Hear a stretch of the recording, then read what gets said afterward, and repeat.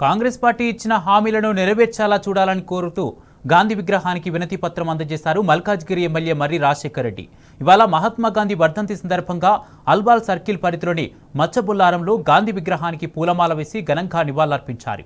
ఈ సందర్భంగా కాంగ్రెస్ పార్టీ ఇచ్చిన 420 హామీలను నెరవేర్చాలని కాంగ్రెస్ పార్టీ నాయకులను సీఎం రేవంత్ రెడ్డిని ఆయన కోరారు.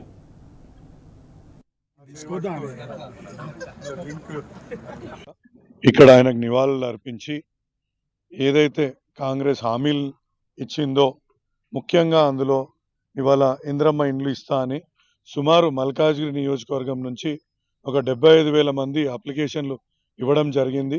ఆ 75,000 మందికి ఇవాళ ఇంద్రమ్మ ఇండ్లు కాంగ్రెస్ నాయకత్వం ముఖ్యంగా రేవంత్ రెడ్డి ముఖ్యమంత్రి గారికి అదేవిధంగా ఇక్కడున్న స్థానిక కాంగ్రెస్ నాయకులకు కూడా విజ్ఞప్తి చేస్తున్నాం. ఏంటంటే ఈ యొక్క పేద వర్గాలని మీరు ఇచ్చిన హామీలతో వాళ్ళకి ఇండ్లు కట్టించి నిలబెట్టాలనేసి ఈ సందర్భంగా కోరుతున్నాను.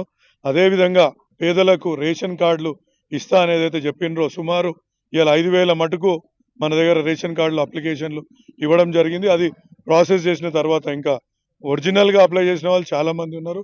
అంత మటుకైనా ఇవాళ రేషన్ కార్డులు ఇవ్వాల్సిందిగా నేను కోరుతున్నాను. ఇంకా అనేక హామీలు కూడా కాంగ్రెస్ ప్రభుత్వం ఇవ్వడం జరిగింది.